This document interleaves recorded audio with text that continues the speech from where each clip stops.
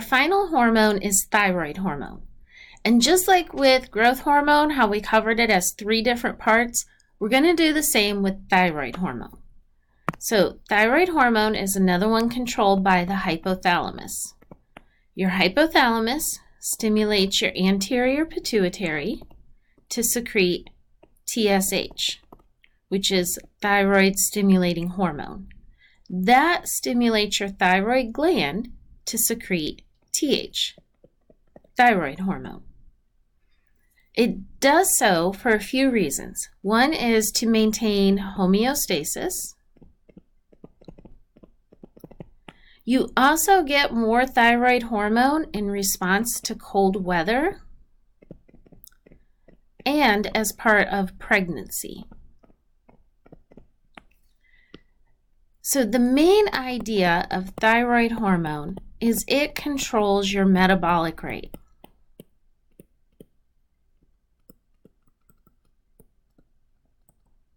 This is how fast you convert food to energy.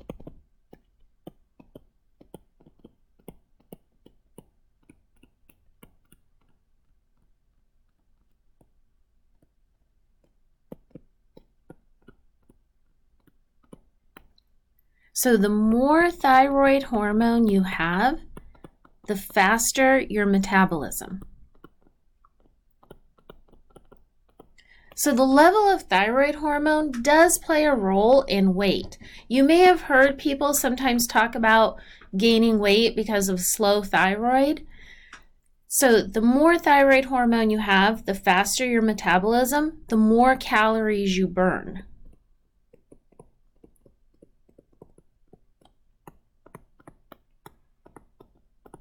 If you have low thyroid hormone, you will have slow metabolism.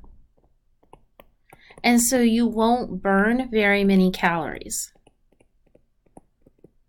And this can cause weight gain.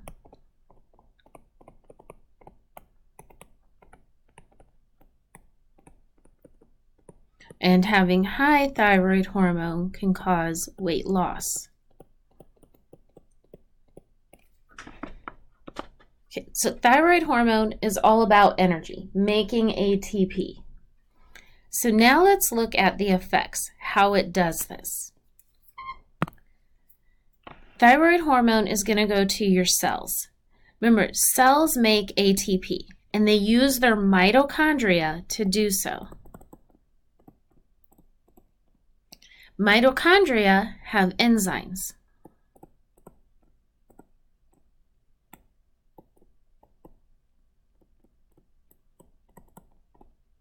The more mitochondrial enzymes you have, the more ATP you can make.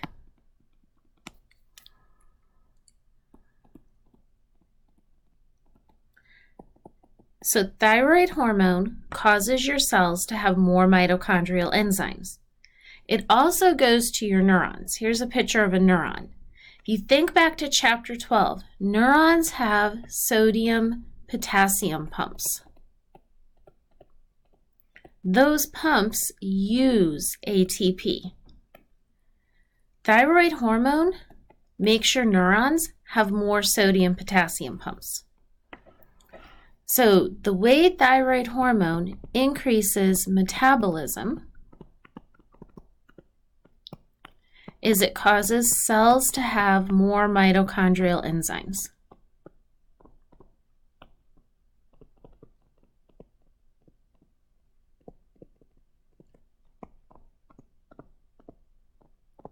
So mitochondria is the part of the cell that makes ATP.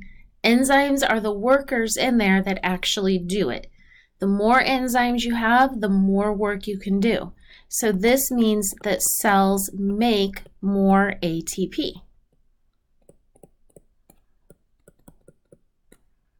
The second main thing that thyroid hormone does is it stimulates your neurons to have more sodium-potassium pumps.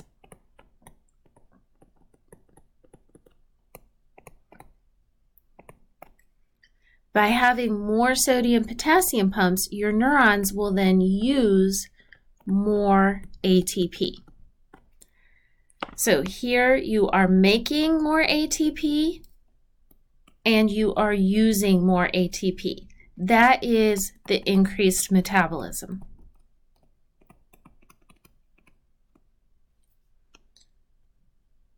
A side effect that goes along with this is increased body heat. Remember the second law of thermodynamics? If you've forgotten this, go to page 73 in your book.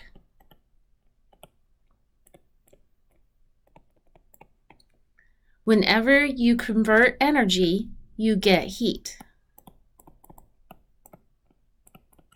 So the more thyroid hormone you have, the more body heat you make.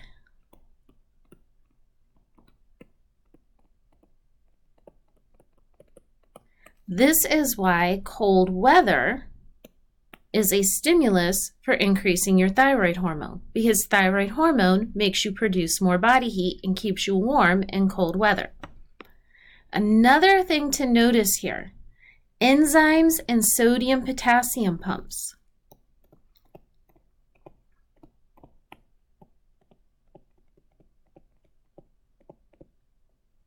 These are both types of protein. Thyroid hormone is stimulating your cells to make protein. Think back to earlier in this chapter. What kind of hormone stimulates cells to make protein? That is lipid soluble. And if you'll recall when we talked about the 3 types of hormones, thyroid hormone is a biogenic amine, which most biogenic amines are water soluble, but it is the exception, it is lipid soluble.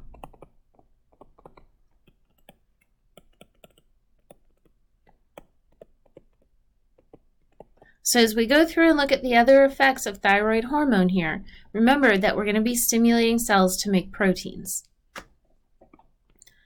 Now let's get into the next aspect. The next aspect is providing the fuel for this. We're telling cells to use ATP to make ATP. So if we think about the needs of making ATP, we gave the cells more mitochondrial enzymes, but we have to have the ingredients. So remember, to make ATP, you need fuel, such as glucose or lipid, plus oxygen, and you get ATP. So if we're telling cells to make more ATP, we need to provide the glucose,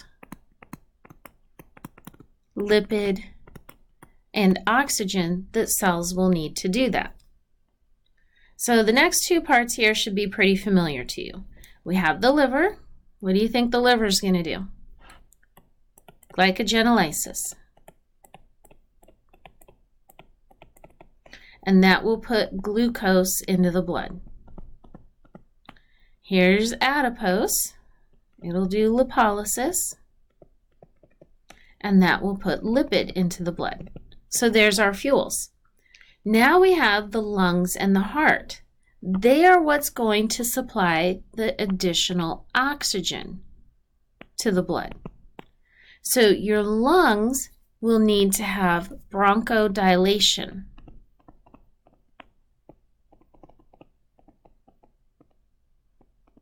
So that they can get more oxygen. Your heart will need to beat faster and harder.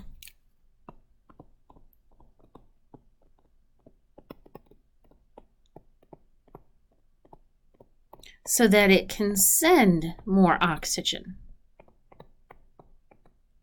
So your heart and lungs are both going to have to increase their work so that you can send more oxygen to your cells so that they can use all those mitochondrial enzymes they have now and make lots of ATP.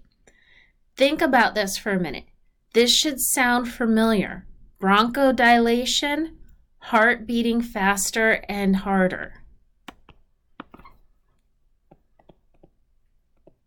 If you need a hint, look back at chapter 15.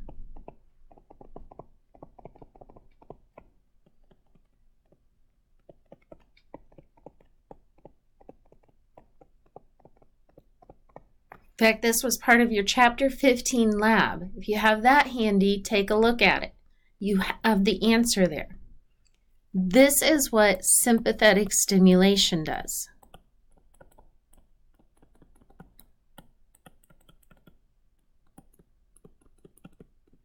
So sympathetic stimulation will cause bronchodilation, so you can get more air, and it will cause the heart to increase its rate and force so that you can send more oxygen through the blood.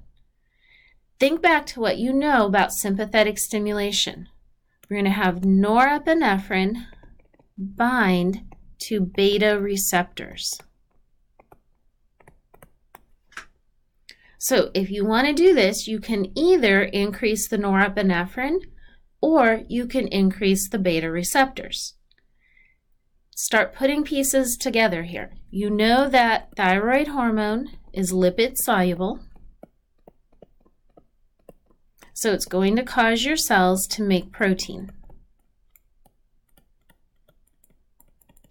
You also know that thyroid hormone is going to result in bronchodilation and increased heart rate and force. Which of these, norepinephrine or beta receptors, fits these clues? Which is a protein? Receptors on cells are proteins. Think back to Chapter 4. You learned about the cell membrane and that the cell membrane is made of phospholipids, but it has proteins embedded in it. Some of those proteins are receptors. So thyroid hormone causes your heart and lungs to have more beta receptors.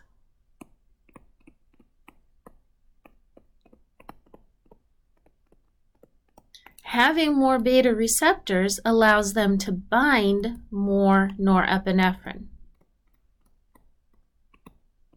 And the more norepinephrine they bind, the more you get bronchodilation and increased rate and force.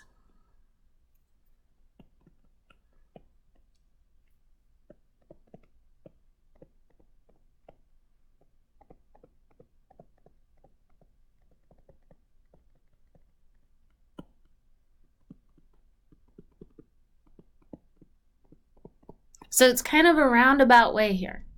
You get thyroid hormone, it goes to your heart and lungs, and it stimulates them to have more beta receptors. Now that they have more beta receptors, they can bind more norepinephrine. That norepinephrine then causes your lungs to dilate so that you can get more oxygen. It causes your heart to beat faster and harder so that it will send more oxygen. Now that you're supplying more oxygen to your cells, they can make more ATP, and because they have more ATP, your metabolism goes up and you make more body heat. Think of all that stuff together. A couple of effects of thyroid hormone. One we just talked about, the making more body heat. That is called the calorogenic effect.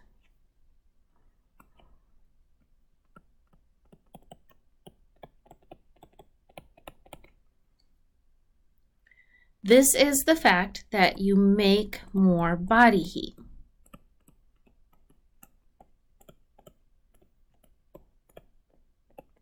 So the whole idea is when you are exposed to cold weather, remember cold weather is a stimulus for your hypothalamus. So the cold weather stimulates your hypothalamus to stimulate your anterior pituitary to secrete more thyroid stimulating hormone, which stimulates your thyroid gland to secrete more thyroid hormone.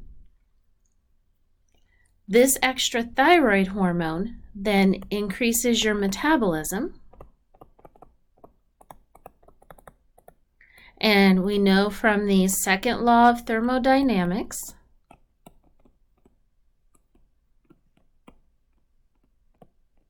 that when you increase your metabolism, you also increase your heat production.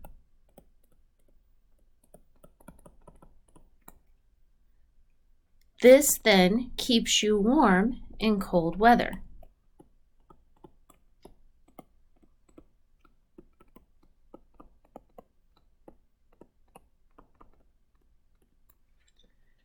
Okay. Let's suppose it's October and we've just come out of a hot summer, in the 90s all the time, and it's October, the weather's starting to cool, the leaves are starting to turn. We get a day when it's 60 degrees. This is the first 60-degree day. How does everybody dress? Everybody's going to be getting out their hoodies. That first 60-degree day in October, you're going to see hoodies everywhere. People are like, oh, it's cold, I got to bundle up. Now let's pretend it's April. We've had a long, cold winter. You get the first 60-degree day in April. How do people respond? They say, oh, it's so warm, I'm going to wear shorts and flip-flops. The same exact temperature. It was 60 degrees both times. In October when it's 60, you bundle up with a hoodie. In April when it's 60, you go out in shorts and a t-shirt and flip-flops. The difference is your thyroid hormone. In the summer when it's hot, your thyroid hormone level is low. You make less body heat. In the winter when it's cold, your thyroid hormone level is high. You make more body heat to keep you warm. Suppose you're living here in Illinois in January and it's really cold, and you get on a plane and you go to Florida and it's 80 degrees there. You're going to think it's really, really hot. Whereas the people in Florida, they don't think 80 is so hot. It's a matter of your thyroid hormone level. Another effect of thyroid hormone is the glucose sparing effect.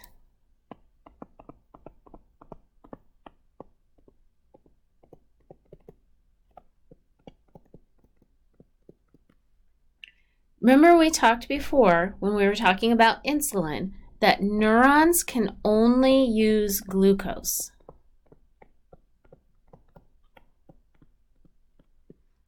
This means your brain, spine, and nerves rely on glucose. They can't use fat to make ATP. They have to have glucose. So one of the other effects of thyroid hormone is to ensure that you have glucose for your neurons.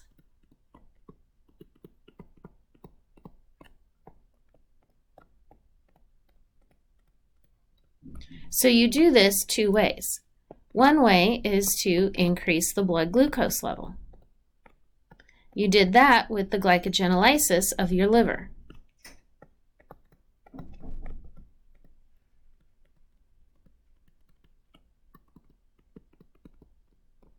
If there's more glucose in your blood, there you go. Your neurons can get it. The second thing is you also increase your blood lipid. You do this with the lipolysis of your adipose.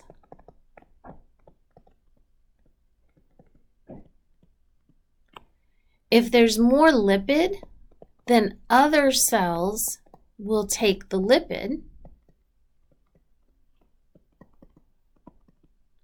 and that leaves the glucose for your neurons.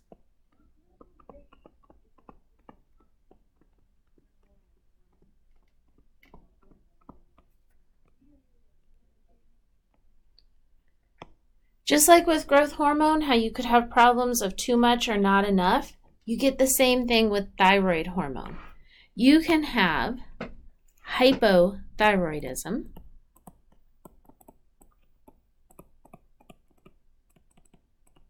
where your thyroid hormone is too low.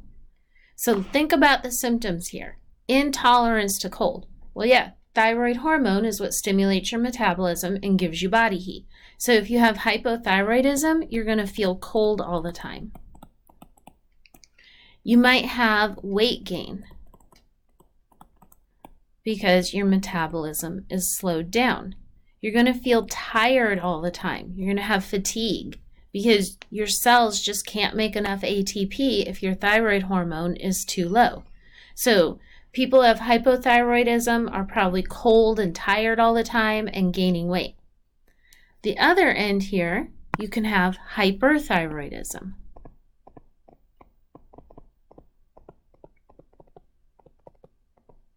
This is where you have too much thyroid hormone.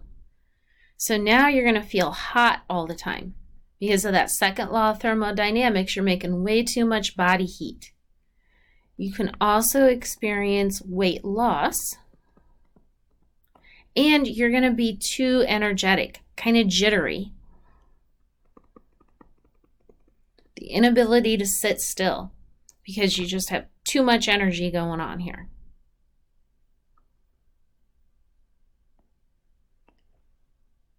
Some extremes of this. This is a goiter. The thyroid gland is in the neck. So this big lump in her neck is a swollen thyroid.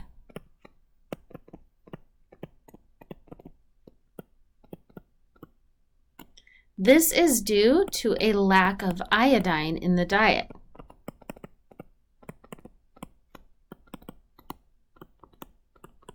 So your thyroid gland needs iodine in order to make thyroid hormone.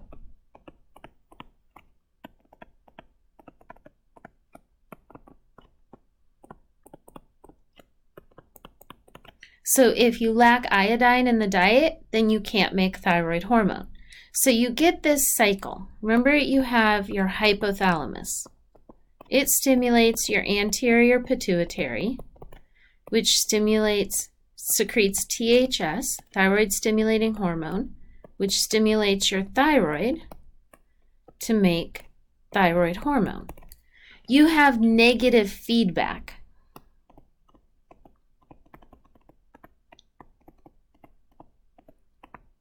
So then your hypothalamus sees that you have thyroid hormone,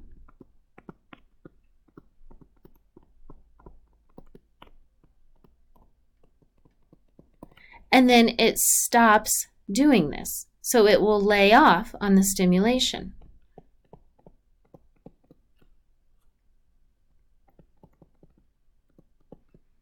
Because you're just trying to maintain the right amount of thyroid hormone. When your thyroid gland makes thyroid hormone, you need iodine in order to complete this.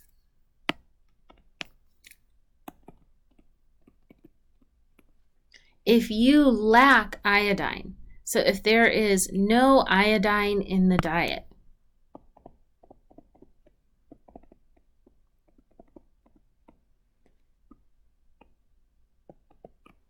then your thyroid gland can't make the thyroid hormone.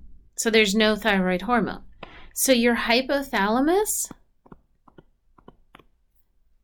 detects a lack of thyroid hormone.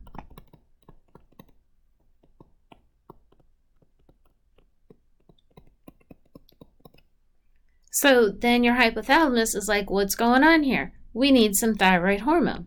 So it stimulates your anterior pituitary. And it tells it to secrete more TSH, which then goes to your thyroid. Well, if there's no iodine, there's nothing your thyroid can do about it. You still just sit there and not have thyroid hormone. So the lack of thyroid hormone then intensifies this. You get into a positive feedback cycle.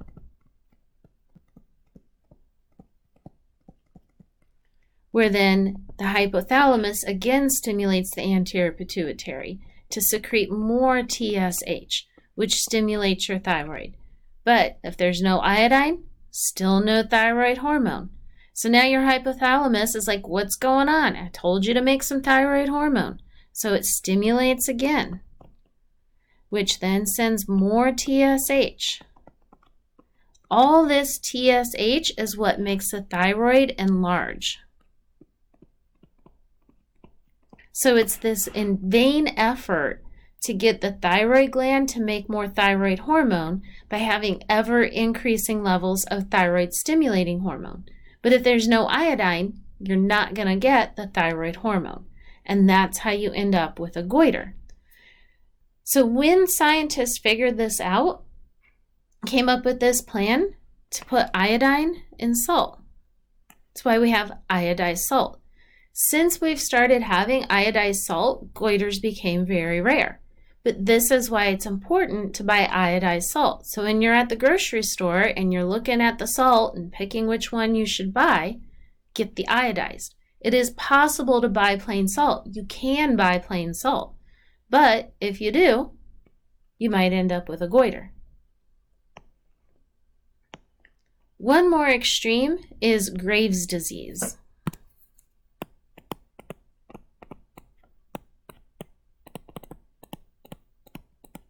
This is when you have an autoimmune disease. So autoimmune is when your immune system attacks yourself. So you attack your own thyroid gland. And the attack makes the thyroid gland produce too much thyroid hormone. So you get hyperthyroidism. One of the effects of this is it causes swelling of the tissue behind the eyes.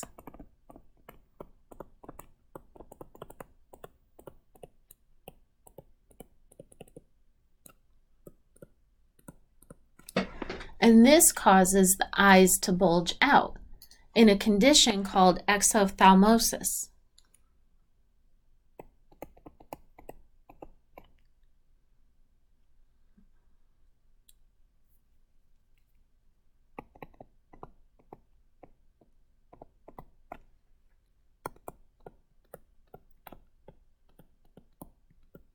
So the bulging eyes is a key sign of Graves' disease.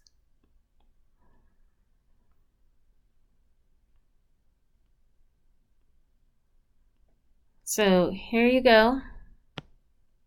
There is thyroid hormone and everything that it does.